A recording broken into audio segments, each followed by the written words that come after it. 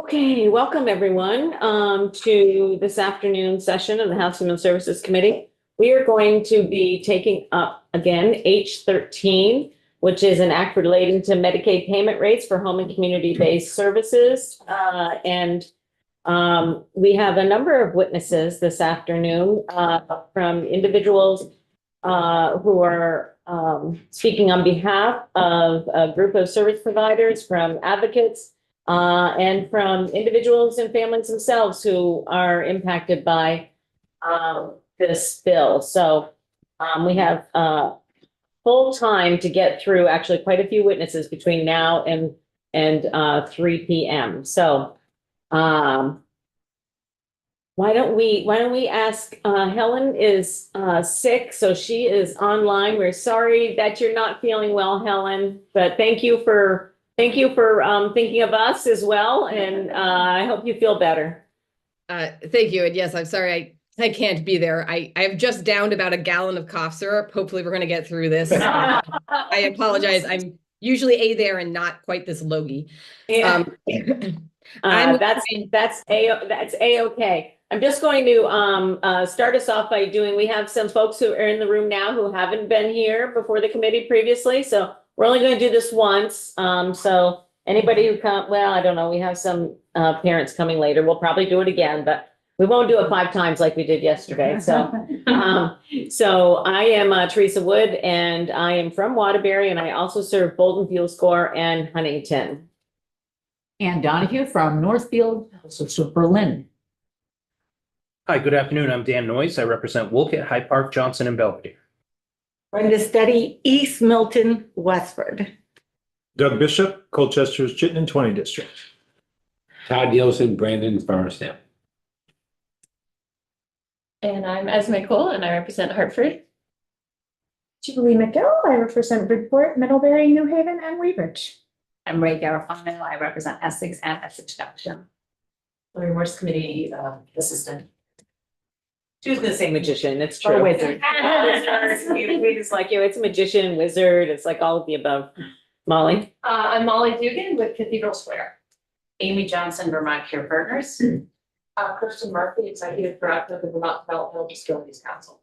Susan Aronoff, Vermont Developmental Disabilities Council. Erica Wolfing with MMR, and we represent Vermont Healthcare Association. Peter Dior, VT there. M. Eilert, I'm an intuitive veteran. Great. So welcome everybody to the House Human Services Committee. We're going to start off with Helen, and the floor is yours, Helen. Great, thank you. And if I could have screen sharing privileges, that will make it easy. I do have a short presentation. Oh, here we go. And it is on our website for committee members. Great. And hopefully you can now see it. Yep. Yes. Great. So I'm Helen Laban. I'm the Executive Director of the Vermont Healthcare Association. We represent nursing homes, sometimes referred to as skilled nursing facilities or SNFs, residential care homes, and assisted living residences across Vermont. And this presentation, I'm going to give sort of an overview of how we look at the rates that are the focus of H13, which are the of our concern is the ones being used by assisted living and residential care. But just to note what the general framework is here. So all of the providers that we represent offer residential long-term care. Some also offer shorter-term rehabilitation services. And we're looking at about 6,000 beds statewide in this category. A little bit more in the assisted living residential care space than in the nursing home space. A difference, and I know that Molly will talk to you more about how this works in practice. So folks often get confused about the difference between assisted living and residential care. So assisted living always offers a private living space. So bedroom, bathroom, kitchen, like it's a small apartment. Whereas residential care homes may have shared living spaces, shared rooms, and communal living spaces. And that's outlined what that means in the regulations. Also to note that residential care homes offer different levels of care. So sometimes you'll see level 3 and level 4 reference. Level 3 is the higher acuity with nursing overview. And then I know this won't be the focus today, but just so that you know where these all fit together, we also have skilled nursing facilities. Those are combining post-acute short-term care and also long-term care, and sort of relevant to this committee's Medicaid discussion. So that post-acute short-term is Medicare primarily as the payer, whereas the long-term care is Medicaid. In Vermont, we're predominantly Medicaid-funded skilled nursing facilities. Statewide is about 70% of the payer mix. Comparative to nationally, and I think the VNA's also mentioned similar for them, we are quite high on the Medicaid, but low on the Medicare and quite low on public payer. I mean, on private payer, sorry. And then, as we look at trends in this space, go back. Vermont, and I'm sure you've discussed this before, we've had a policy focused on ensuring lower acuity residents enter assisted living or residential care. Vermont's been more aggressive on that sooner than some other states. And if you look at the SNF days statewide, you see them dropping steadily over the last 2 decades by about 30%. Now, at the same time, we've got another trend happening here, which is that the greatest risk factor for needing skilled nursing facility level of care is age, particularly the 75 plus and the 85 plus demographic cohorts, which, as we know, are growing quickly in Vermont. So we've got a sort of a right-sized SNF capacity over the last 2 decades, but now we're seeing a potential increase in demand. So we don't have a lot of excess capacity there for skilled nursing facilities. Looking at the rates that we're talking about here in H13, there's, for our assisted living and residential care providers, there are 2 components to that rate. Assisted community care services, also ACCS, that covers a basic bundle of services. And then enhanced residential care, which is higher levels of care. And there are 3 tiers to that. And what you're receiving depends on the individual who you're serving. Some other things to note is that these payments do not include room and board. I believe Molly will speak a little bit more on that. And it doesn't include what we call separately reimbursable services. And this becomes important when you look at the bigger picture of healthcare and where these long-term care providers fit in. So they aren't providing, say, your primary care physician. That's going to you have an existing primary care provider in the community, and that's separate from these ACCS and ERC rates that we're discussing here. And then it does include things like personal care aides, residential home management, programming at the residence, and certain support services like transportation. And there's a link you've I know received this before as well to the 2023 rate study that details that. So about that 2023 rate study, which is, sort of part of the impetus of what we're discussing with H13, when that happened, AHS did a comparison between the cost of providing the required services within these 2 different bundles and what's actually being paid. And we saw that there had been a significant deviation between what was paid and what it actually cost, with sort of an eye-popping 79% there for ACCS, and then up to 60% more needed for ERC. And in state fiscal year 24, thanks largely to this fine committee, the ACCS rates were increased by the full 79% recommended in that rate study. Not so for ERC. So one of our goals for VHCA and the Long-Term Care Crisis Coalition is to get those ERC rates up to the cost of services.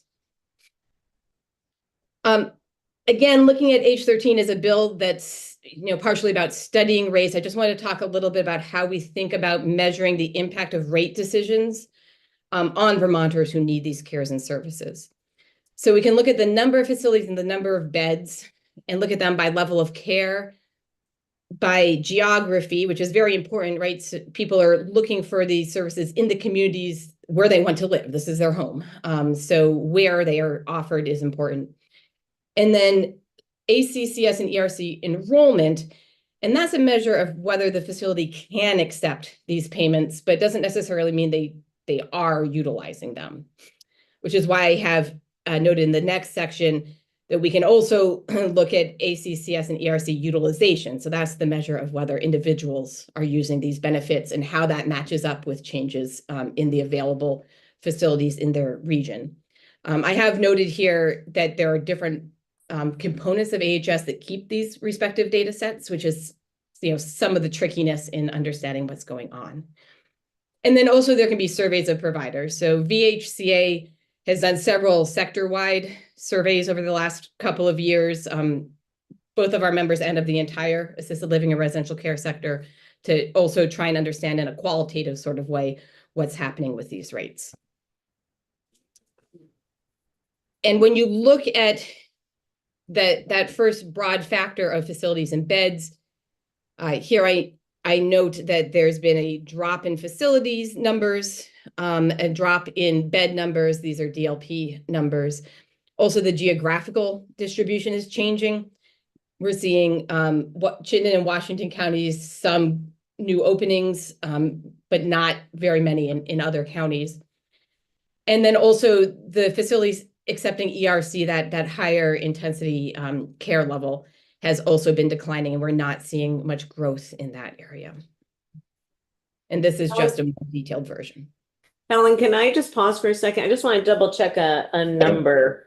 And it could be just that I reversed the numbers in my head, but the net change in beds from 2018 to 2024, I thought, Rep. Noyes, I thought that was around 321. That's what I had in my head. I think 320, well, A, I would not necessarily trust my typing, but B, I cut and paste this from a DLP email. So I did not actually do that number myself. I can double check when we're done. I was going to say, so we had information from our budget adjustment. From Helen. From Helen. Okay. I can double check whether or not that was a cut and paste error. Okay. Rep. Noyes? I added up that sheet that you sent me, and that's where I came up with the number. Yeah. Yeah, the sheet, it doesn't cover necessarily the same number of years, so that might be part of it. That's the one. Yeah, so this is since 2020, and the other measure is since 2018. So, you know, that includes prior to COVID-19. So it would have included some openings that aren't reflected in this other one. So the net is 123. I'm not sure that the net really is 123. That's I'll double check that. Yeah, so that's what we need to. Yeah, could you verify that and maybe touch base with Rep. Noyes? Yep, I will.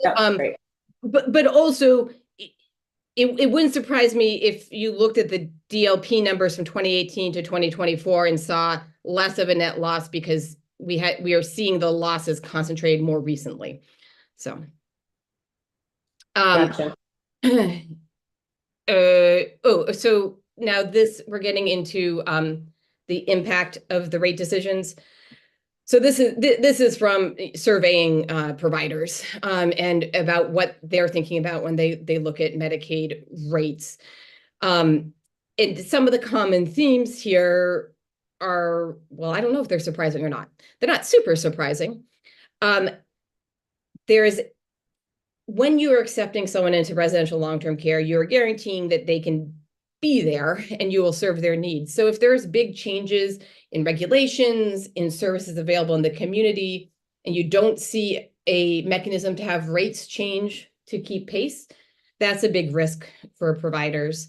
And we are certainly seeing those issues right now. Another interesting thing that I found when talking to providers is, we have some that are 80% or more Medicaid as their payer, and those have an obvious financial impact of rates being insufficient to cover the cost of services.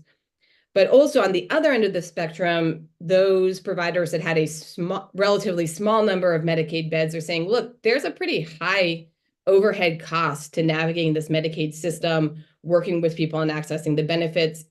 At some point, it's not going to justify the costs, and if we can, we may switch to private pay. So you would see a risk of losing access both at the highly concentrated Medicaid and at the other end of the spectrum, where it just no longer makes sense to have the infrastructure in place internally to have Medicaid as a payer. Do you know what percentage of the licensed homes accept Medicaid? So a high percentage are set up to allow for Medicaid. That doesn't necessarily mean that they are utilizing that. And we do not know how many are actually utilizing Medicaid. And one of the reasons why a home would be set up to accept it, but not necessarily accepting it right now, would be if they were focused on private pay, but they want to have an option if someone runs out of funding before the end of their stay there. So it's a backstop for them to be able to bring in a public payer. We would need to have utilization data from DEVA to match up with the licensing data from DLP to know what's actually happening with accepting the Medicaid. Rep Noise? So am I hearing this right, that sometimes the sites will bring in a private pay individual and then eventually they'll transition over to Medicaid once they have no more money to private pay? Is Yes, that what you're saying? so at some level you have to do that because there's a spend down connected to Uh-huh. Medicaid, and I am not an operations person, so I don't want to get No myself problem. in trouble, and Molly will correct me if I say things that are wrong. So there's always a spend down because there are income thresholds related to Medicaid paying for it. Well, there's isn't always, but there's often a spend down. So it's not unusual to have someone come in as private pay. Or you could be a facility that's primarily private pay. Someone comes in and unexpectedly lives there for 20 years when they had budgeted for 10, right? So there's lots of ways that you would transition over to requiring Medicaid payment. So, and what, so I was familiar with that circumstance. I guess what I was also trying to get at is, I have, had people express concern over the fact that low-income Vermonters not able to access residential care because, facilities don't accept Medicaid until the circumstance, what you just explained. Somebody came in under private pay, used up all the resources, and then they accepted Medicaid payment for that person, so that person didn't have to leave. So somebody on Medicaid needs access to residential care, at the outset, without the ability to private pay for a period of time. They seem to, at least anecdotally, and that's why I was interested in more data, but to not have as good access to this service as people who can pay for it privately. That's right. So anecdotally, that is also what I hear. We would need to have utilization data to actually understand what's going on there. And it's something that VHCA has been interested in knowing. And that is also how we would know things like the impact of the new regulations that are going into place in April, for example, whether that has an impact on that. So we just don't know except for through anecdote. I would say that is also, one thing we do hear from members is it's a combination of two things. One is the sufficiency of that Medicaid rate, but then there's also the question of you also need other providers in the area to accept the public payer. So if you can't find a dentist, you can't find a primary care provider, you can't find the services that you need with your payment source. Mm-hmm. That's also going to restrict their ability to accept someone. We have a couple other questions. Go ahead, Rep Bishop, and then Rep Noyes. We've talked about a couple of scenarios just a moment ago about how someone may come into the system private pay and ultimately need Medicaid to pay. Is a provider required to allow someone to stay on and accept the Medicaid rate? Or can they, I'm getting a head shake from someone in the room here. So they are free to tell someone that they can no longer serve them, it sounds like. Is that the case? Yes and no. So there is a long bit of regulation around this, which is changing in April. So one is different depending on whether you are assisted living or residential care, because in assisted living, you've got that apartment, you may have a lease on the apartment. It's more than a bed. You cannot discharge someone unsafely. So if it is someone who is unable to care for themselves at home or does not have access to the sources, then you're prohibited from discharging that individual. So yes, you can say we're no longer able to serve you because you're unable to pay. We'll work with you to find a new placement. But you can't just drop them off and walk away. So that's where the gray area comes in. I should say That's this also where happens on the people in other end nursing homes- too, when there's delays in someone making the transition into Medicaid. So a provider has to essentially eat those costs as well. Thank you. Thank you. I'm just wondering about the difference between, if we're looking at this as a rate study, so if we have a facility that is set up to take Medicaid, but doesn't have anybody currently there take on Medicaid, they're private pay, they have the ability to take Medicaid versus a site that is primarily taking Medicaid. Are we going to see a large difference in the cost to operate those facilities? Because one has the ability with private pay to set a higher rate versus one that takes Medicaid. So, I mean, should we be focusing on facilities that have a certain percentage of Medicaid residents there versus ones that are all private pay? Does that make sense? Yeah, so a couple of answers to that. We would have to look at the methodology of the original rate study. I believe that was only for folks who were actively accepting it, but I would have to double check that. So I would trust DEVA on their methodology since they're the ones who have the data.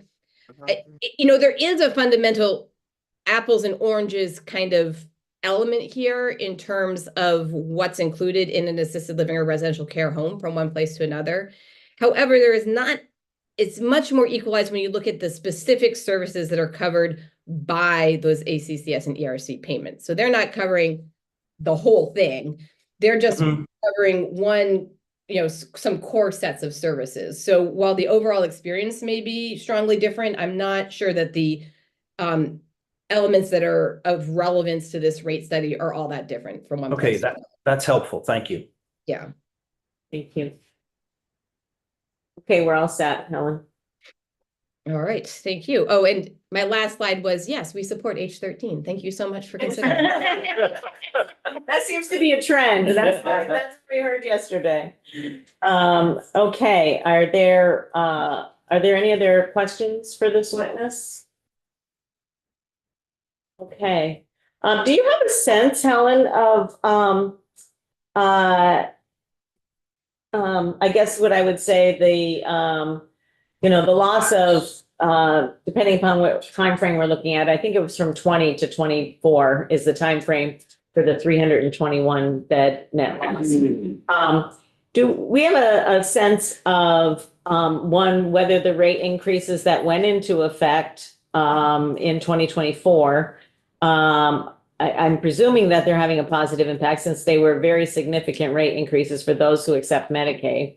And the what would your assessment be of the relative, I guess I would say, health of the residential care industry, if you will, in Vermont, knowing that we are likely to have a need for more of this type of supportive living, not less, in the future, and looking at what we have currently as a state. Are we in a healthy state? Are we in a need to improve state? Or are we in a disastrous state? If you have some sense, that would be helpful.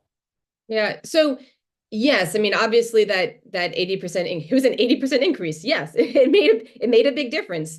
As you would think, it was happening at a time when there were a lot of headwinds in this industry, though, coming out of COVID-19. A lot of folks had spent down any reserves they may have had, workforce shortages. There was a bunch of headwinds happening at the same time as that increase. So it's a little bit hard to disentangle, that impact from those big external factors. So with that being said, that sort of goes into the sense of how we're doing. Not great. I mean, VHCA is part of the Long-Term Care Crisis Coalition. And as the name implies, our stance would be that it is a crisis. We sorely need these services. We're anticipating that we'll need more of these services. And we're in a really risky place now for losing them. And again, these are, for my members, residential care. These are people's homes. And we'll do everything we can to keep these facilities open and available to folks. But at some point, if you just can't make the finances work, then you can't provide the care that you need to provide. Okay, thank you. Yeah. Any other questions for this witness? Thank you so much, and I hope you feel better, Helen. Take care. Thank you. And Molly. Thank you for joining us here today. I appreciate it. Thank you for having me. I'm gonna have a short presentation, so I will share my screen, then I'll introduce myself.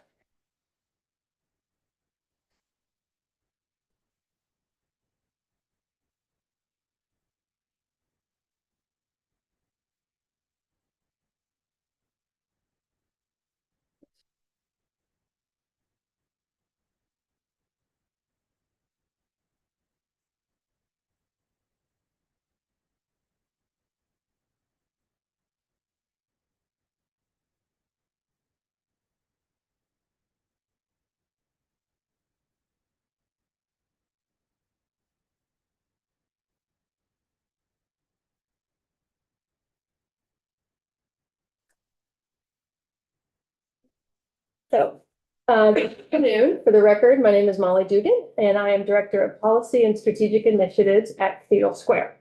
And while I appreciate that Ellen alluded to me as potentially an expert on operations, I would say that the reason I told you my title was because I'm actually not. But I did talk a lot to our Director of Operations before this, so I'll do my best, and any questions I can't answer, I'll bring along. I'm gonna just do a quick kind of what is Cathedral Square, and then I'm gonna do a kind of a quick but deeper dive into our two licensed assisted living communities so that you guys can have a flavor of what this room looks like on the ground. So that's my plan for our, so Cathedral Square, hate these things, I'm just gonna bring these all in. Okay, Cathedral Square has been around for 47 years. We operate primarily in Northwest Vermont, so we cover Chittenden, Franklin, and Grand Isle counties. We wear many hats. Primarily, we're a developer of affordable housing. Most of our focus is on affordable housing for older adults and those with disabilities. We do have some other types of housing that is not age restricted, but that's our primary focus.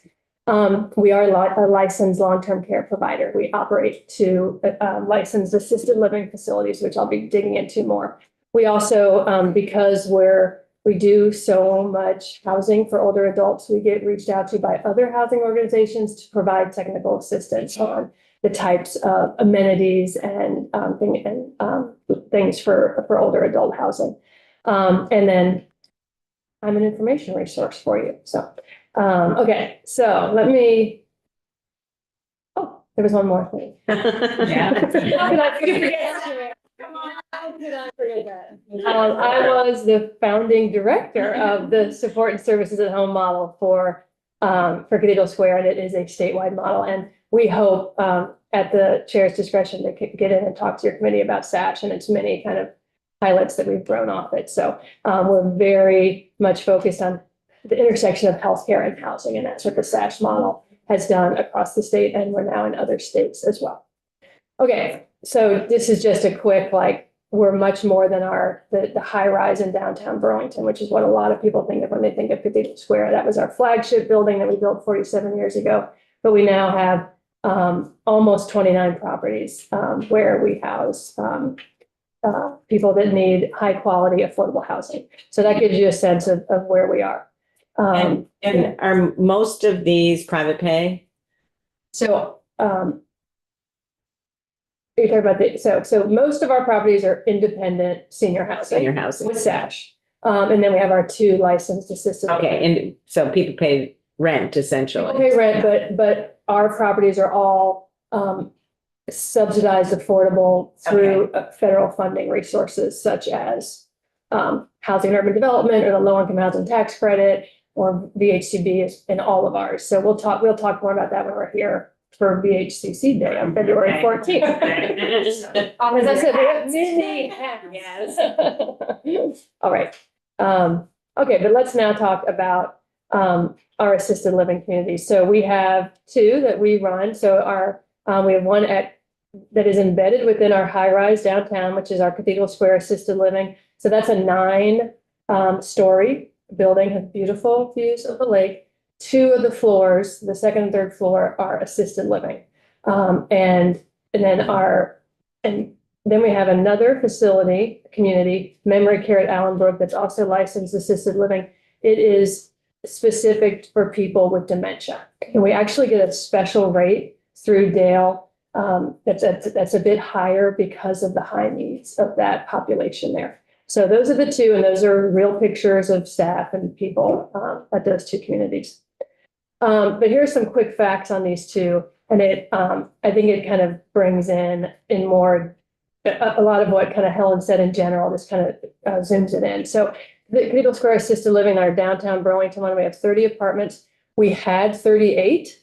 And in 2021, we had to take 8 of the units offline because of the workforce shortage and the COVID catastrophe that we had. We just could not get staff. We could not operate with the quality of care that we would need to. So luckily, because we have so many floors of independent senior housing and a huge wait list, we were able to convert those 8 assisted living apartments into traditional senior housing. So we were lucky in that way that at least we were able to serve people that were on our wait list for independent senior housing, but it was still just so absurd to think when we need so much more of this kind of housing and it pained us to have to take those 8 units offline, but it's something we had no choice.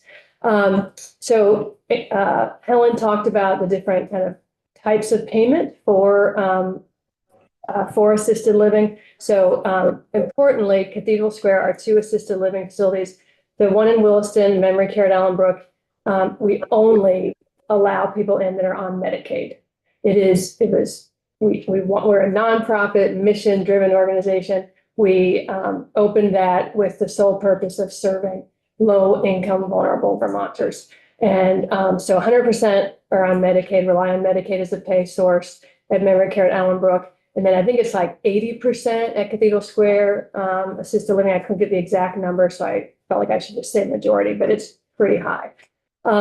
So we have, and just to give you a little bit of spread of who we're serving. So I noted that one of Helen's slides said that there's less and less providers offering the enhanced residential care, which is basically a nursing home level of care here.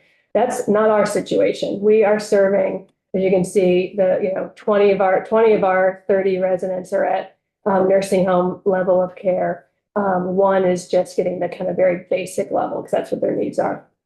We have 302 people on our wait list for our downtown property, 3 to 5 year average wait. At Memory Care, it's only 14 apartments. It used to be the Vermont Respite Home. Some of you might know that. And so we renovated. So, and we have 11 of those residents there are nursing home level of care. So we get enhanced residential care payment, and one is basic. 118 people on that wait list. So there's a huge amount of need, especially in this space for very low and low income Vermonters. Yeah, I'm just interested in these wait lists. Under the current reimbursement rates, does your plans say build more housing, like take on the commitment to try to deal with these wait lists? If our reimbursement rates were more in line with costs, I mean, I'm just trying to figure out, like, how do we get through those wait lists? Because that's unacceptable with a population like what we're seeing here in Vermont. They're not going to get better. No, yeah, that's a great question, Representative Noyes. We have these conversations with our board of directors regularly because they look at these numbers and they're like, shouldn't we be trying to build more of these? And then we also talk to them about our workforce challenges. And they're like, oh, that's right. You guys have to hire traveler agency staff to fill in because you don't have enough employees. So that is what, if we had the workforce, but the workforce relies on adequate payment. So it's kind of like, it's hard to balance it. I should have asked Helen this question. I see she's still on. So Helen, if you have a comment about this too, I'm going to ask Molly this question. So do folks, so in assisted living and in res care, do you have access to what nursing facilities do in terms of extraordinary financial relief? No, so I don't, good. I was like, I don't think yeah, so. extraordinary They don't tell me extraordinary that. financial relief has a narrow definition in statute, so it's for preserving Medicaid access in nursing Nursing facilities. facilities, So it's, yeah. it's So I tied to- just, I wanted, that was what I understood, but I was wanting to make sure that, as I continued to make that statement around this building, that, that I was actually being factual and that, somehow Dale hadn't, managed to do something else, which since I've been there, which I didn't think that they had, but, Yes, Representative. yeah. Yeah, okay. I'm presuming that would be a beneficial component of of our look at H13. I say yes. Yeah, yes. Doug first, go ahead. Back to Representative Noy's question, or a line of questions about wait lists. Yep. Are people actually coming off the wait list after 3 to 5 years at Cathedral Square or 3 to 5 years at Allenbrook? Or is that just sort of a mathematical, it would take that long to come off it? And if they are actually coming off, what are they doing in the interim? My understanding is they are moving in. Okay. After waiting.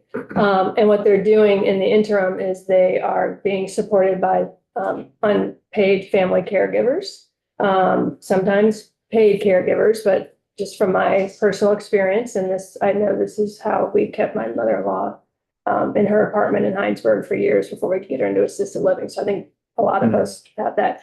Some are, able to, bring in staff at their apartments or homes. But again, like who we're serving are very low income people. So I'm very confident they are relying on unpaid family caregivers to take care of them. Go ahead, Rose. Do you know if any of them are in hotels? People on the waiting list. Yeah, I know what you're saying. I'm just trying, we have, I don't want to get myself confused between people we've brought in from hospitals and people we've brought in from hotels. I know we've brought in people that have been living in hospitals like they were hotels because there's no space. So we have, Thank you. yes. So whether or not we've actually brought in someone from a hotel, we may have, but I would have to find out. But I know of 4 people in the last 2 years that we've brought into assisted living from hospital stays, 4-month plus hospital stays where they did not need to be in the hospital. There was just no place for them to go. So we just did one very recently at Memory Care at Allenbrook, someone that had been there 4 months. Yeah. Rep. Carafano. Thank you. Just want to confirm that the wait list, that's reviewed annually, regularly. Yes. So it's not like people are on the wait list from like 3 years ago that shouldn't be on anymore. No, we're checking in. I know we check in, I know annually with our independent senior, and I think it's actually even more with our, yeah. Okay. And the other thing I wanted to mention is the assisted living. So for these 2 properties, our residents that live here, they have a lease because they do have their own apartment. And we have section, like project-based Section 8 housing assistance at Memory Care at Allenbrook. So their rent is exceedingly low as well. So that's why it's truly affordable for our residents there. At Cathedral Square Assisted Living, we also have rental assistance there as well. Guess what? I fully support H13. This is my last slide. Why? It's, we are also part of the Long-Term Care Crisis Coalition. I also included in in the information was Cathedral Square's legislative priorities for this year. And one of them is about this issue around getting a rate study done regularly, regular annual inflationary increases.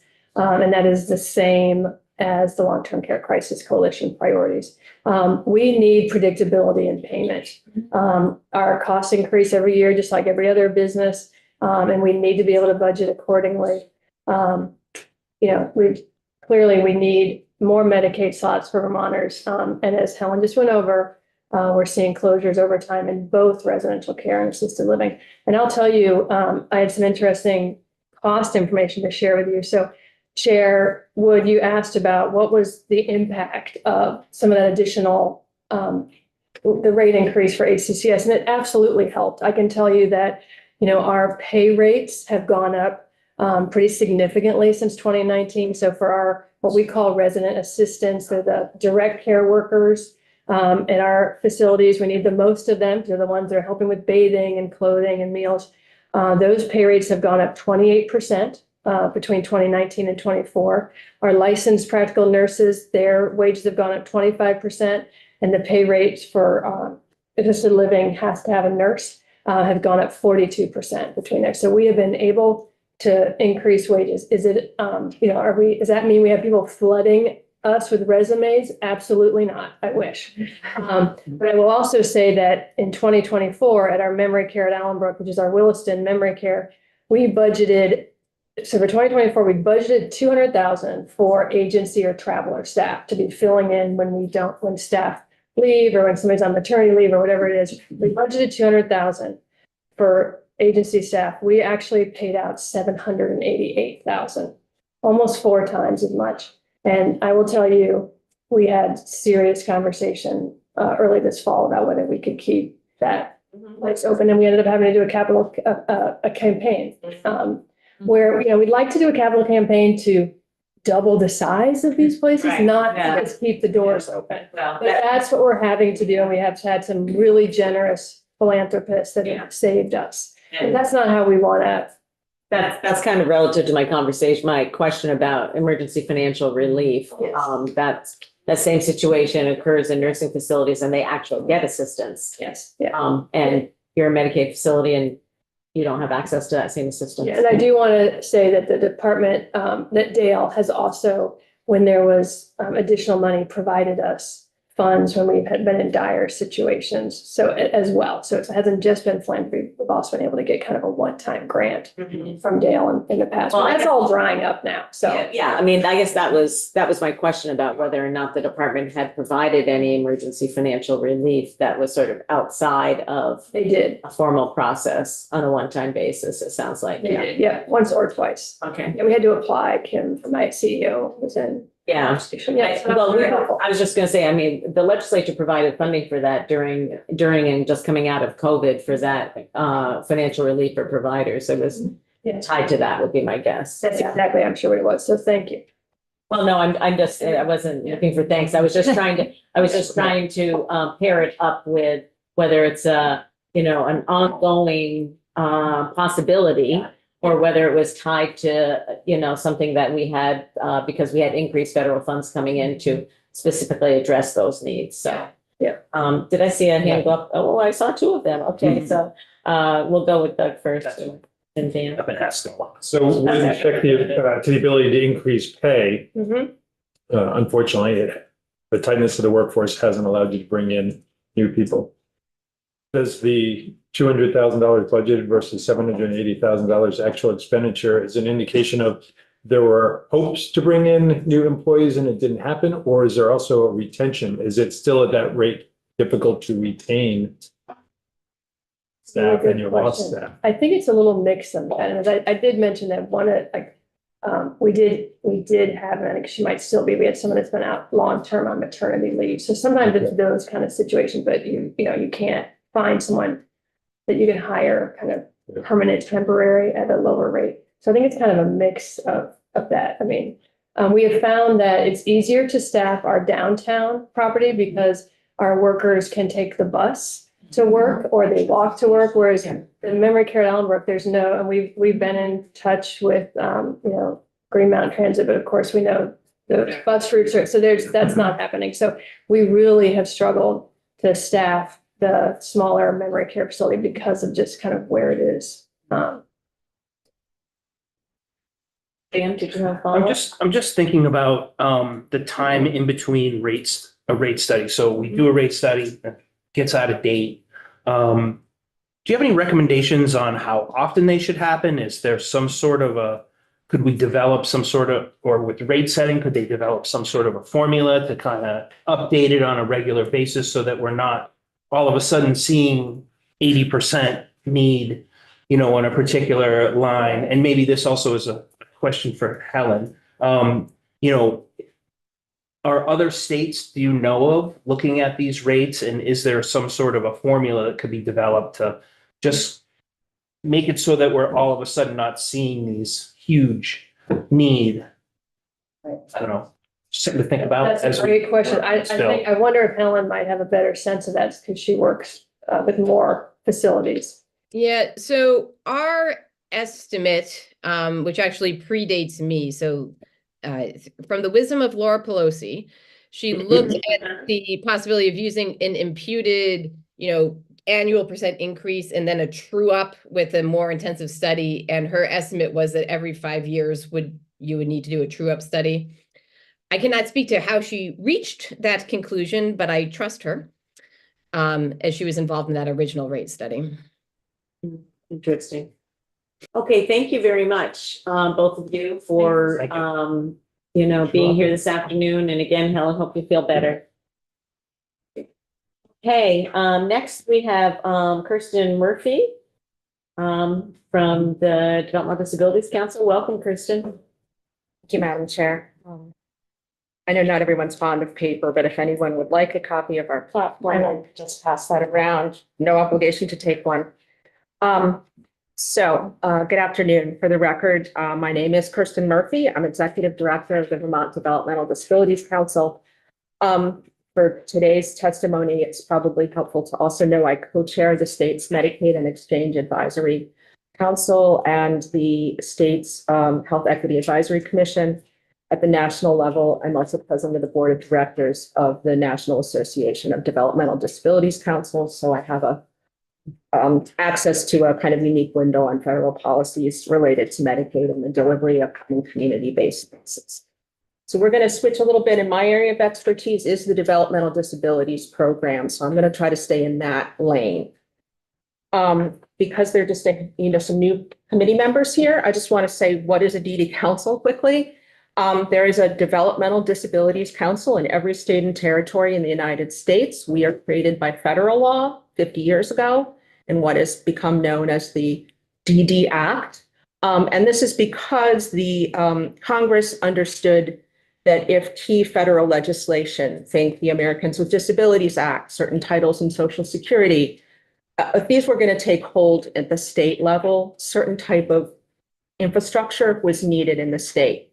And the piece that I handle is helping people with lived experience who have a developmental disability or who are a family caregiver of someone with a developmental disability, making sure that their voice is part of the policymaking process. So I report to a public board. The public members are appointed by the governor. It is 60% people with lived experience. And I do not set our policy agenda or our platform. My members do that. Kirsten, I think because we have some new members, would you just briefly describe what a developmental disability is? Yeah, so I am required by law to use the federal definition of a developmental disability, which is a disability with a significant impact that occurs before the age of 22. In the state of Vermont, we have a somewhat tighter definition when we're talking about who qualifies for a certain type of home and community-based services that is the developmental services system. So in Vermont, we think of that as people with an IQ of 70 plus or minus a margin of error of 5 points, or autism with a certain level of sort of measured impact. People with cerebral palsy and other types of significant conditions that occurred in their developmental period, well, in childhood or at birth, they happen to be served in Vermont through the Choices for Care program, if that is somewhere that they qualify for services. But I consider those developmental disabilities. So federally, we're a little bit broader, but in Vermont, we have a little bit tighter definition. The feds think of developmental disability as a significant disability, right? It's something that's going to impact your life, and you will need a varying range of support, whether that's special education, vocational rehabilitation, or what we're talking about today, home and community-based services, which is a Medicaid-funded program to help people live their lives in the community. Is that helpful? Thank you. Okay, great. So I do just want to say our Vermont Council is funded entirely by federal funds. I do not have any state dollars. The money flows through state government, through the Agency of Human Services. I am a state employee, but I have special permission to come and speak to the legislature on behalf of my council. Obviously not on behalf of the agency, but I have permission in a way that other state employees don't have. I just always like to disclose that early in the session. So when I think about rates and the broader context of payment reform, my first question is always, what do service participants want? So when it comes to how services are paid for, here's what my members tell me they want. They want to understand how their individual budget is being used. If, let's call him John, has been found to qualify for 40 hours a month of community support, he and his family caregiver want to understand, did he get his 40 hours? What happened to that? Can he bankroll some of that? How does that work? Nobody gets 100% of their hours typically because things happen in life like vacations and illness and staff turnover. But people want to understand at a granular level how their services are being paid and what's going on with their individual budget. And that's not something people easily have access to right now, but it's changing. Second thing they want their hours filled. So if John is found to need 40 hours, let me promise you that John has gone through a very rigorous process to understand what his support needs are. Vermont uses an instrument now called the Supports Intensity Scale. It also supplements that with some other tools. There's a lot of care that goes into figuring out what John needs to live his life successfully in the community and have some choices over what he wants to do with his time. So if John needs 40 hours a month, he really needs 40 hours a month or close to that. And then what people also want is they want to know that the person who comes to support them is qualified and will deliver services that are safe and meet quality standards. So not a high bar. I think that those are pretty basic asks. So payment reform should move us toward those things, I think. Transparency about people's budgets, a greater ability to meet participant assessed needs, and improve quality assurance. So now I'm going to just back up and tell a little bit of a historical story about how we got to payment reform. And this actually goes back 10 years. So in 2014, the state auditor studied the developmental, designated agencies and specialized service agencies, and noticed that it was not possible at that time for the state to say precisely that when it paid for John's 40 hours, those dollars actually paid for John's hours. And the auditor recommended that over time, the state figure out how it could say more precisely that a dollar paid for X was actually going to X. Now notice, there was no malfeasance in there. People, didn't necessarily use all 40 hours a month. And agencies had come to rely on that float because they had so many other things they had to be doing. Maybe Susie's having a crisis. Maybe there's some services that they need to cover that they weren't able to put into the bundled payment that the state is making to them. But the auditor felt that we needed to revise the system so we could have some more precision around that. And this began a decade of conversation about how payments should be structured. I think as an advocate, there's been some important progress. And again, I want to stay in my lane and let designated agencies talk to you about some of those details. That's not mine to know. But in terms of the methodology and the kind of approach we're using to think about rates in this system, I think we have made a lot of progress. The Developmental Disability Services System hired a consulting firm and began a process of trying to build cost-based rates. Like many other human service organizations, like healthcare, like hospitals, we have a different kind of service, but we need to be able to say in a precise way, these are the costs it takes for an agency to deliver this unit of service, this hour of service or 15-minute block or whatever it is. And that actually wasn't how we set rates for a long time. They were more a function of negotiation and contract negotiation between the state and the agencies. They were kind of a function of what that type of market would bear. And then as Chair Wood talked about, I believe yesterday in the morning, those would get topped off because advocates would come to the legislature and say, and kind of make the moral case, right? That we need a 3% increase on top of that because, hey, cost of living, right? That's not the best way to figure out how we should be, you know, what it costs and how we should pay for it, right? Because it relies on sort of the, you know, whatever the mood of the legislature is at that time, or how effective the advocates are, or a lot of external factors other than the actual cost drivers of what the service costs to deliver. So initially, the state did a rate study. There was a lot of controversy about it. This was pre-pandemic.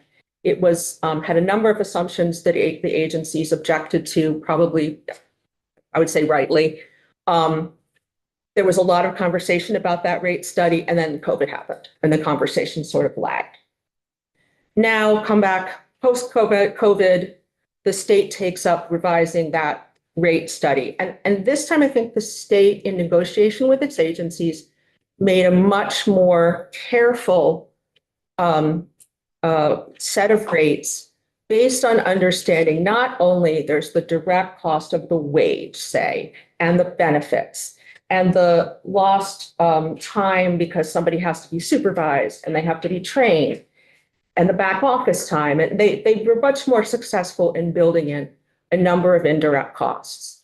I will leave it to agencies to say whether they think the rates are exactly where they need to be, but the methodology is much more sound, and the idea of getting us on a cost basis is incredibly important. And it's why I think H13 and the effort to have regular rate review, the council feels that it's timely. We're in our system, we're really in a place where we have set a baseline that's justifiable. And I know as an advocate, I appreciate being able to come to you all and feel confident that if we're asking for funding, we also know clearly what those services cost. The second area of progress centers on how the state has said it will intend to pay the DAs and SSAs starting in October. And this closes the loop with where I began this narrative with the auditor's recommendations. The state is proposing to pay each agency upfront for a bundle of services based on these new rates. Kristen? Yeah. I just, so we haven't gotten into payment reform. And what's helpful, maybe you're going to get there, Yeah. is how sort of regular or routine rate studies would impact the services that people receive. Because the whole payment reform topic, we will get to at some point in the session. Okay. So I'm just, Okay. you're going to see a lot of glazed over faces. Okay, then I don't want to do that. And you've got it in writing anyway. If you feel, I think I do a pretty simple job of explaining the complicated subject. So I would turn to my written testimony. Yeah, Let's come to people. Okay. Right now, people are not getting consistently the number of hours that they have been assessed to need. We need to have a regular rate reviews so we keep up with inflation. It's that simple. So we continue to index what the cost of services actually is, so that we can hire the workforce that we need. Workforce challenges are multifaceted. That's why I want to talk about payment reform, but I'll leave that aside. But they also require money, and they require funding that keeps pace with inflation. And so I think that we are at a place where we have kind of level set some good rates. I'll leave it to the agencies to dig into those details, but we don't want to fall behind again. And that's what we've had a history of doing as a system. as a quality assurance mechanism, you can have the best services in the world, the most value-driven, the most sensitive, the most person-centered. But if you're only receiving 10 out of your 40 hours, that's not a quality program that's going to meet your needs. And remember, again, I said, you went through a lot to determine that what it was that you needed was 40 hours, for example. So this is why the council is so supportive of the work of this committee to build in regular rate review for this particular system. Yeah, go ahead, Rep. Carpenter. I think you asked this from the department, but do you all have data on how many people are not getting the So, hours? part of what I was hoping to chat with you a little bit about is the state, when this auditor first asked us to kind of come up with a system that tied hours and money together, we didn't have the data systems to do that. We do now. The state has used 23 data to look at the utilization rates by agency. The bundle of services that agency X is supposed to deliver is, this number. And typically, historically, about 80% of that would be a good rate. 80% of it gets delivered. I've asked the state to release those rates, and they feel the data is not perfect for the 23 data set. They feel it's misleading. They have asked to calculate using 24 data, and that will give us cleaner utilization rates, which they intend to make public at the end of February. I asked this question again in a meeting this morning. So that's sort of a little bit of an interesting, development, I guess I would say. Because some of us have been getting emails from family members saying my hours are being. Well, I'm curious about a lot of the detail around this, and So you will hear. utilization rate will look better if you cut people's services. Exactly. So that's the check and balance that I want to warn you needs to be in place, because we have a successful and independent way of determining what people need. And there should not be some willy-nilly kind of cutting of hours in order to shore up your utilization rate. And it's appealable as well. I mean, that's. Yeah, it is appealable.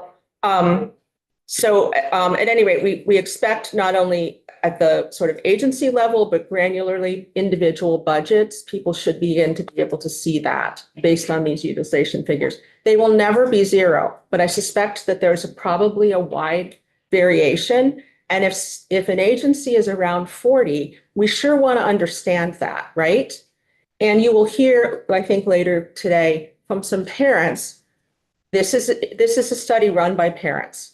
But out of an N of 57 parents that answered this group's survey, 18% of them were receiving 0 hours, 0 of the hours that their family member had been determined, 1 in 5. I don't think it's just a small group of disgruntled parents. It was 57 parents, generally people who had individuals who needed 24/7 care. Yeah, I mean, I think I think there are a lot of factors, that go into the reasons why. The rates that Medicaid pays is just one of those factors. Yeah. That's really what I came to talk to you about today within the parameters that your chair has given me. I have an office across the street, and I'm always happy to come and chat with any of you here at the State House if you'd like, and any other questions I'm happy to try and answer. Thank you. Questions? Okay, great. Thank you so much, Thank you. Kristen. Appreciate it. Are they going to be in person? It sounded like that maybe they might be in the hallway. Okay, I'm hearing voices, so. I just want to say, I think they're real and not in my head.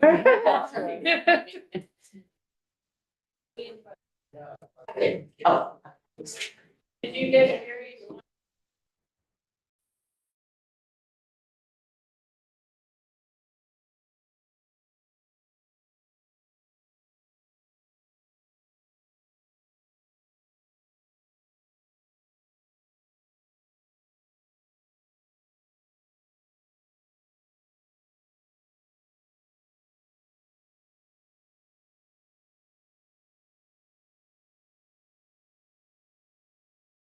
How are you?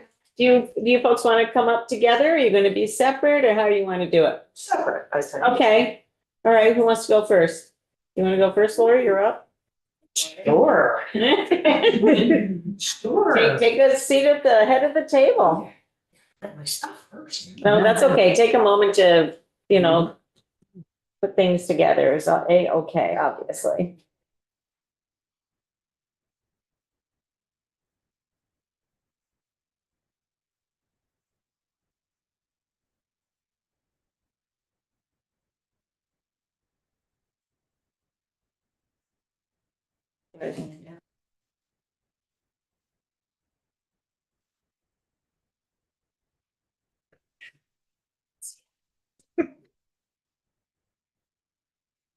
Welcome. Thank you, Madam Chair. Why don't we go around the room just so you know who is around the table? Good afternoon, Teresa Wood from Waterbury, and I also serve Bolton, Gore, and Huntington. Wait this time. Ray Garofano, Essex and Essex Junction. Jubilee McGill, Bridgeport, Middlebury, New Haven, and Woodbridge. Madam Bishop, Colchester. Brenda Steady, East Milton, Westford. Hi, good afternoon. Eric McGuire, Rutland City. Hi, good afternoon. Dan Noyes. I represent Johnson, Woolkit, Hyde Park, and Belvedere. Hi, Ann Donahue, Northfield and Berlin. And we'll go around the room. Y'all get practicing your names. I'm Emma Eilert. I'm an intern with Batson Management. I'm Donna Roberts. I'm a parent here today. Susan Aramont, I'm the Vermont Developmental Disabilities Program. You've heard from me, Kirsten Murphy, Developmental Disabilities Council. Amy Johnson, Vermont Care Program. Lori Morris, the assistant we've been talking. Yeah, I know. Yeah. And Todd, do you want to introduce yourself?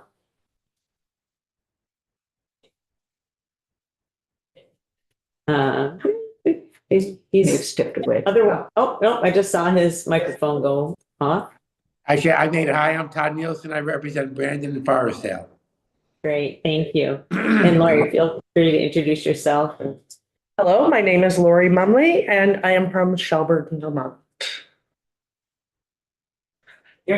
Floor's all yours. Where's mine? Okay. I live in Shelburne with my 2 children and I'm here today wearing 2 hats, not just one. First and foremost, I am the parent of an adult with a developmental disability. Second, I'm a member of the Developmental Disabilities Housing Initiative, also known as DDHI. And I want to speak to you wearing each hat, so kind of separately. My son Joey turned 22 this past May. He loves music, singing, boating, riding his adaptive bike, Disney movies, watching things like Rocky Horror Picture Show on YouTube. He's very social, although it looks a little different than a typical person's version of social. He enjoys spending time with his peers. He can be charming and funny, has an infectious laugh, a beautiful singing voice, and a fantastic sense of humor. You will also incidentally see him a lot in the State House cafeteria when our group comes, because I've been bringing him. And trust me, he is very hard to miss. You'll hear why. Joey was diagnosed with autism at age 2.5. He continues to struggle with compulsive behaviors, multiple sensory challenges, a complete and utter lack of safety awareness, and numerous behavioral challenges, which are really heightened by the fact that he is 6'3", 6'4", and runs about 390 pounds. He's also minimally verbal, requires assistance with all activities of daily living. He needs 24/7 supervision and needs a high level of structure and predictability. While he was growing up, Vermont schools were unable to meet his needs.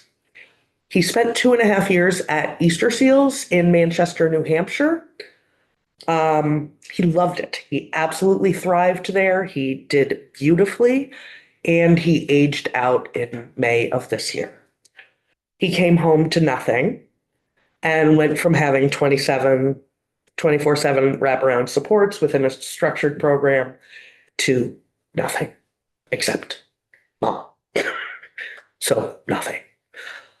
As a single parent with zero assistance from my children's father, I cannot work.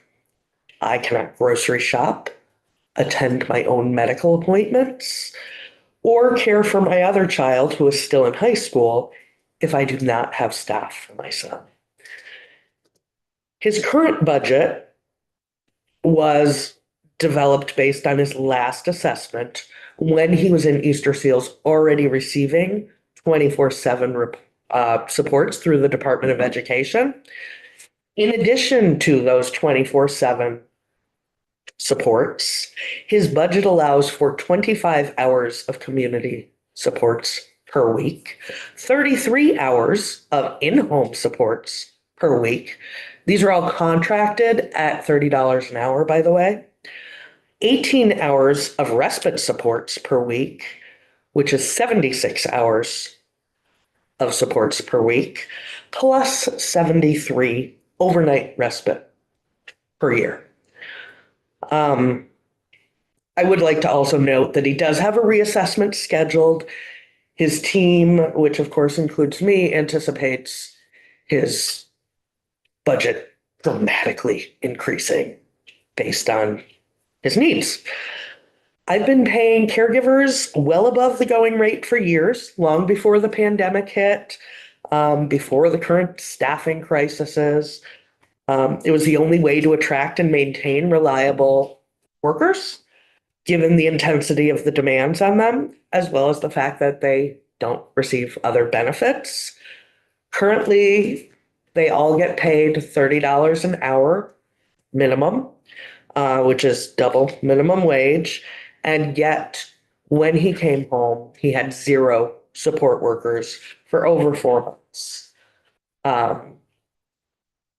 Currently, he has support workers for 20 to 30 hours per week out of the hours that he's entitled to and the 168 hours that there actually are in a week. I did the math. This is obviously something I have to cover, and it's having a negative impact on my own physical and mental health. He also doesn't sleep well, so he often keeps his sister and I up all night. She's complained about being exhausted and unable to concentrate on her schoolwork.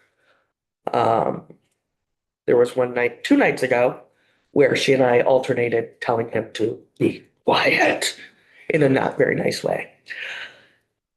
I retired about 5 years ago. My plan initially was, okay, I'm sort of kind of not that old.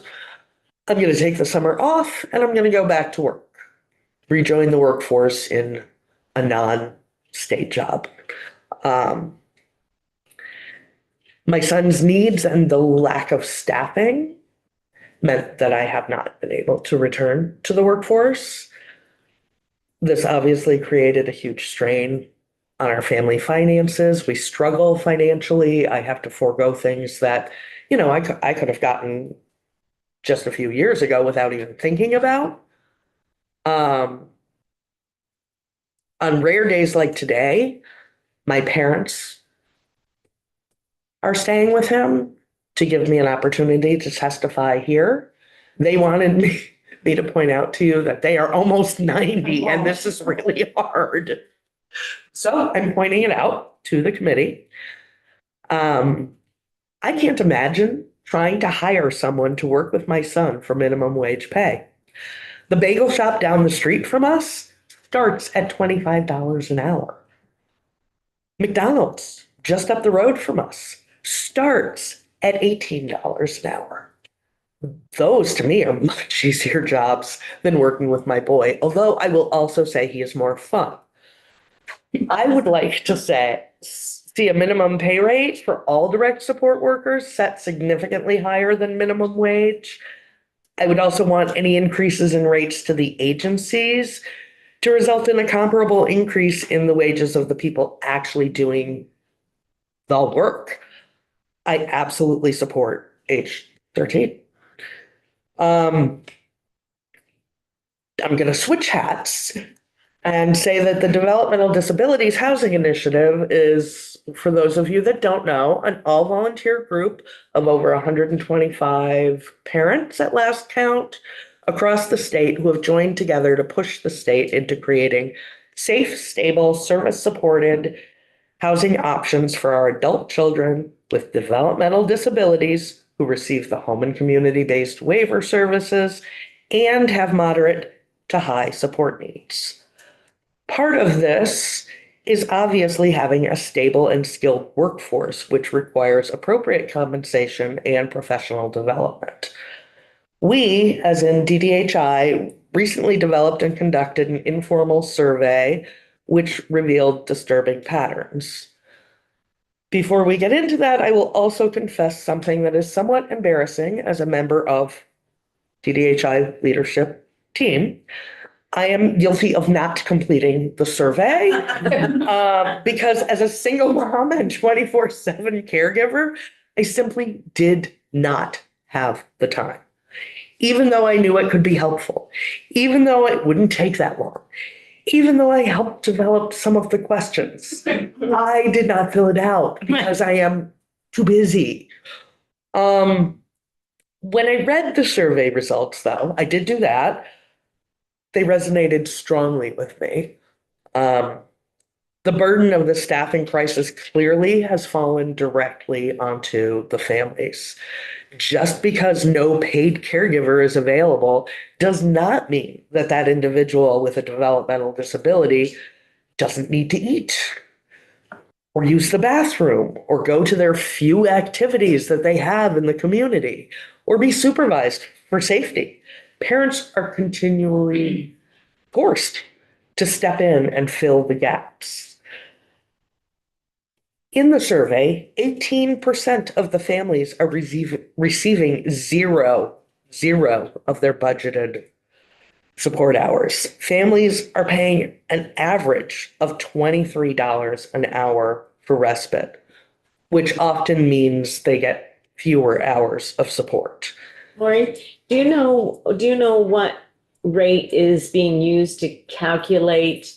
So when the state ends up approving a budget, what's the rate? What's the hourly rate they use to calculate? So if you're authorized for 20 hours and you have to pay $25 an hour, but they've only budgeted it at $14.75 or whatever do you know what rate that they budget it at? I believe it is $14.75. I am 95% sure, but not 100% sure. But Kirsten? I can't speak to what they budget now, but on October 1st, the new rate structure has about $22 an hour. And it is not a requirement, it is a suggestion, which the council objects to being to be a required minimum.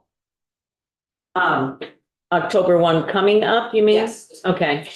This 1475 is what the negotiated collective bargaining agreement is, which I've already let Dale know that was a unconscionable contract, really. That labor agreement is anyways. I will also say that I was able to successfully advocate, and it is in my son's budget that they be paid as a contracted rate at least $30 an hour. But I think most parents don't know they can do that. I'm more than happy to tell them publicly. There you go. Yes, that's helpful. I mean, I know that there's this payment reform that is happening and is about to be implemented. It's been worked on for a long time, and a lot of sort of cost studies of different services and all of that kind of stuff. But we heard in the past from people who utilize the payroll service at a company called Eris that yes, if they could get somebody, if they pay $25 or $30 an hour, that means they get far fewer hours, likely half of what it is that they are authorized to receive. But from the financial part of it, it looks like the money's being completely used, for the services, but the service rate is actually half of what it's supposed to be. So, okay, thank you. I was just wondering, how it was calculated. In your case, it wasn't calculated that way because you were, okay. That's okay. Thank you for sharing. So back to the survey results, at least 26% of the responding families had to leave jobs or reduce the number of hours they're working to provide care to their adult children due to these staffing shortages. This is a conservative number, as the survey didn't actually directly ask that question. I did, with the testimony I provided, I did attach the survey. I also brought copies if anybody would like a hard copy of the survey. I'll pass it around. You can take it if you would like it. So in summary, the quotes from the parents on the back of this survey are absolutely devastating. They demonstrate what this crisis is doing to families. I read those quotes and kind of want to cry. DDHI supports investment in the direct support workforce by increasing compensation to direct support staff, providing ongoing training, career pathways, and an annual rate review. So in short, DDHI supports PEPS 13. Thank you. Thank you, Lori. I really appreciate it. Thank you, Lori. Thank you for, I know it's always hard for people to make it here to the State House, so I appreciate the effort that both of you took to make it here in person and to, share tidbits of your personal story and your family's story. So thanks very much. Well, thank you for the opportunity. I appreciate it, and our families appreciate it. Thank you. And does anybody know, or maybe I should ask Lori, are the Medinas gonna come? He's just doing that. Okay, Donna's here, yeah. Gotcha. Okay. Donna, welcome. You.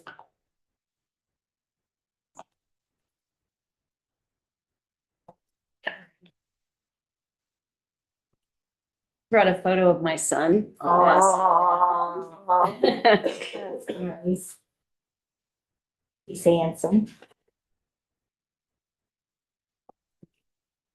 Do you have a thing in here? I submitted my testimony, yes. Okay. Do. And I will read it. I found out Tuesday night that I had this invitation to come, so my testimony will not be as narrative and such as Lori's, but I hope it will give you a picture of our situation. So good afternoon, committee members, fellow parent, friends. My name is Donna Roberts, and I live in Burlington, Vermont. I'm a member of the Parent-Led Developmental Disability Housing Initiative. I'm a documentary filmmaker and journalist. I hold a master's degree in environmental sciences, and I'm currently pursuing an MFA. But my greatest and most challenging role is being mother to my 26-year-old son, Gabriel. Gabriel is diagnosed with autism spectrum disorder, generalized anxiety disorder, obsessive compulsive disorder, and mild intellectual disability. Multiple people have said he's the smartest person they've ever met. He has a near perfect memory, along with apparently perfect pitch. He's a musician, plays percussion, with tastes ranging from Brahms to Bob Dylan. Gabe was very upset with my husband and me when we failed to produce 2 of 4 things on his Christmas list, CDs of Mozart and Bach. Gabe volunteers weekly at Burlington Salvation Army and rings the red bell during their Holiday Kettles campaign, which is what he's doing in that photo I'm passing around. Gabriel wants to have his own food truck someday. I'm sure he'll make it happen with a lot of help from his parents and support staff once we have them. Gabe is also one of the most anxious individuals you could ever meet. He talks about, worries aloud about most everything that passes through his mind. Because of his autism, there's little filter and a lot of repetitive talk. Thankfully, much of the talk involves asking people questions about their lives, but he rarely waits for an answer. Because of his OCD, he repeats rituals that make him feel safe, like running water in our kitchen sink long after a plate is clean. As an environmentalist, this pains me. I tell my son it's a crime to waste water, that he might not have water to drink when he's older. That just makes him talk about it more loudly as the water runs in the background. To interrupt the ritual, one risks being aggressed. It's a risk I often take. Then on comes the garbage disposal. While maddening to me, the sounds and sensations satisfy some sensory need that I can neither understand nor alleviate. Not just anyone can support our son. People have to be patient, calm, energetic, creative, capable of keeping up with Gabe's constant conversation, not getting flustered when he pays more attention to his, quote, worry brain, as he calls his OCD, than the person supporting him. People who can gently redirect his inappropriate banter after he's watched YouTube videos where original characters from Peanuts or Dora the Explorer at the hands of some IT whiz become villains with foul language and violent actions. As Gabe said to me yesterday, look, Charlie Brown wants to kill Lucy. I spent the next 10 minutes explaining how Charles Schultz would never make Charlie Brown kill Lucy, not even for removing that football. People who support my son deserve to earn a fair wage, a just wage. At this time, they do not. And because they do not earn a decent wage, our family, our son, has just 4 hours of support per week. Despite the state having approved him for 12 hours per week, still far below what we need to be able to fully function as a family. 4 hours per week. 4 hours every Monday. That's all Howard Center, our designated agency, can provide for our son. Can any of you imagine if you had only 4 reliable hours in which to do your work, fulfill your obligations, take care of yourself? Unfortunately, most national holidays also fall on Mondays. Then we have no support all week. When I see Howard Center ads on LinkedIn or Indeed for direct support professionals offering $20 per hour, $21 for a vocational coach, I laugh out loud. Sometimes I cry. Actually, I cry a lot. Out of frustration at not being able to meet my son's needs, not to mention my own, we as a family pay a regular respite provider $30 an hour because that's what she's worth to us. Now, we moved to Vermont from Pennsylvania in late 2019 for quality of life and clean air. The clean air we got. But let me tell you, our quality of life has vastly diminished from what it was in Pennsylvania. Our quality of life is poor and deteriorating by the day. In Pennsylvania, Gabriel had been approved for a space in one of the region's many group homes, including 24/7 support staff. And we gave that up to come to Vermont because we knew with Vermont's reputation as a caring, progressive place, our son's needs could surely be met. Then, just when we were starting to integrate, the pandemic hit. Our son's programming halted. There was no more support. We weren't alone, of course, but Gabriel's anxiety and OCD elevated to the point that we could no longer cope. We took him to the UVM Medical Center emergency department, hoping to get help. Doctors didn't want to keep him there, but a social worker saw our needs, our desperation, and advocated that he be treated. He lingered in the emergency department for 2 weeks. Finally, a space opened up for our son in one of the very few transitional temporary group homes in our county.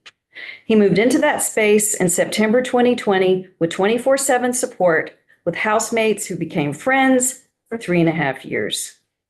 It was a tough transition for me, not the one we imagined when he would eventually move out with support, our collective goal, but that saved our lives.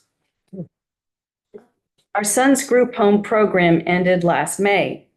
He came home, but the support did not follow. He went from having 24/7 support to, at first, 16 hours a week, then a month later, down to 12 hours, and now, as I've said, we are down to just 4 hours per week. After continual complaints to Howard Center, an agency social worker said I could speak with someone higher up with the state. So I called. That person said, "Your son's needs must have changed. That's the only reason his support hours would change." I assured her that his needs had not changed. The only thing that has changed was his address. He came home. This lack of support means my husband and I have reduced our paid work, our family's income, our livelihoods, to do the unpaid work someone else would be paid to do if there weren't a staffing crisis, if there were living wages to pay for that work, that essential service to support the most vulnerable members of our community. Last March, I resigned my work as coordinator of the nonprofit Vermont Interfaith Power and Light because I needed to be more available to support and advocate for my son. Last fall, my husband, a sales executive with South Burlington-based Call Finder, took a partial unpaid family leave to help me support our son, his stepson, because I was burning out fast. While I'm here today, my husband is accompanying Gabe on a tour of a grocery store, hoping to secure paid work for him. Later, they'll meet a music therapist. Yesterday, I would have taken Gabe to his psychotherapist, who has expertise in anxiety and OCD, but a new medication caused adverse reactions, so we had to stay home. I routinely cancel my own therapy appointments because there's just not enough time in the week. My husband and I are Gabe's job support, behavior therapists, case managers, life interpreters. We are his support staff 24/7. But what happens when the parents crash? I can tell you our family is in desperate straits, survival mode, really. And we're just one of many families in our position, of course. I know of families, including an attorney specializing in supporting our families, who, when at their wits' end, took their developmentally disabled adult child to the hospital and left them until the agency figured out how to help, more than a month later. Is that the best the state can do? Wait until the worst happens to us to do its best? Can you imagine having to do that for your child or your grandchild? Even though he's a very smart guy, Gabe is also vulnerable with very little impulse control. He can't manage money, time, and much of the time his mouth. He needs frequent reminders to stay safe in the community, help with socialization, prompts not to talk to everyone he sees. He loves telling people hello and have a nice day, even at night. But if they don't respond, he can easily get annoyed. What's wrong with that person? In an ever louder voice is a common refrain. We are exhausted. We deserve better. And we aren't getting any younger. Families are moving out of Vermont because other states have figured this out. They pay better wages, they have group homes. Why can't Vermont? So I and my fellow parents ask you to please support Representative Wood's House Bill 13 and increase wages for direct support professionals, not just wages to the agency or their budgets, but wages for the staff who directly support our son. My fellow parents and I request the Secretary of Human Services determine reasonable and adequate Medicaid rates for providers of home and community-based services, including a process for annual inflationary adjustments.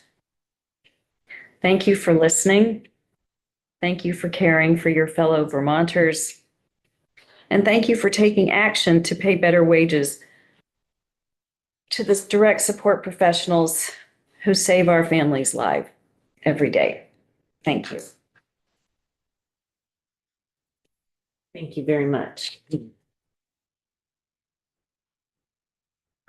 Anybody have any questions for Donna? Thank you for bringing in a picture of your son. Oh, you're welcome. I appreciate it. I always love to see pictures of people. Yes. It's tall. Oh, yeah, dog. Oh, Oh, that's, everybody see? yeah, great, thank you. Thank you. Thank you very much. We, appreciate all of the, thought and heart that it takes to come and share your personal stories with us. And it makes a difference in how we move on legislation, makes a difference to understand the impact directly on the people that these services are supposed to support, not only on the agencies that are trying to support them, but the people, who are what this is about. So thank you both for sharing the stories about your sons, and I hope we can do better. Thank you. Alrighty, thank you very much. Okay. So we do not have the Medinas, which I'm kind of bummed about because Chris uses facilitated communication, and it would have been a nice opportunity for people to be exposed to his communication style, which is different than some of ours. Okay, so let me pull up my agenda. There we go. So we will be on the floor, and then after the floor, I don't think we have anything, right? Yeah. So after the floor, we do not have any witnesses, so use it to dig into your assigned budget areas. That's the suggestion from the chair. Because, yeah, it's there's a lot to dig into in the governor's budget. And let me know if you have any questions about how and how to do that. Just a brief update from the Appropriations Committee. They are having discussions regarding our committee's recommendations, and it looks like there's going to be some positive movement, I hope, on some of those recommendations. Not all, which is kind of to be expected, I guess. And so I think that they're hoping to do a vote or a straw poll at least tomorrow. And I haven't looked in, maybe they did it this afternoon, I'm not sure, but it's, we'll know in the next couple of days, because that is scheduled to be on the House floor next week. So I'll be voting on it next week. And then we should also next week be starting our official testimony on the FY26 budget. So we'll hear first from the Secretary of Human Services as soon as she's scheduled downstairs. Maybe she can come here on the same day. I don't know. That would be good. I'm back. Anyway. Okay. Any questions? Any thoughts about this morning? Any thoughts about where we're headed with H13? I'm hoping to wrap up testimony on H13 next week and actually start some markup on 13. Sure. So the markup is the next phase, which where we take what's written on the page and we pull it all apart and put it back together again into something that hopefully we will I'll be able to support as we move forward. And I think there's been some, through the testimony, there's definitely been some interesting concepts and ideas that have come up that I think, we will get a chance to talk about when we start doing markup. And that's the same time that we do committee discussion, and people bring in their ideas, they bring in their thoughts about what they heard during testimony, and we make decisions about what to actually put down in writing and eventually vote on and eventually bring to the floor. So that's what we will be doing, starting next week. And we are also starting, tomorrow on H91, which is, the homelessness bill. So we're going to get a walkthrough of the bill that's on our board. And we, are going to be hearing from Building Bright Futures, which has a role in our early care and learning, space. So we're jumping around a little bit. There's a lot of stuff that will be helpful in our discussions around the pre-kindergarten implementation study, which we are arranging a joint hearing with the Committee on Education. They're trying to fit us in amongst all of their work with the Committee on Ways and Means to have a joint hearing to hear that report, which was the result of Act 76. A bill that we passed on childcare financial assistance program. So that's where we're headed. Any questions, comments?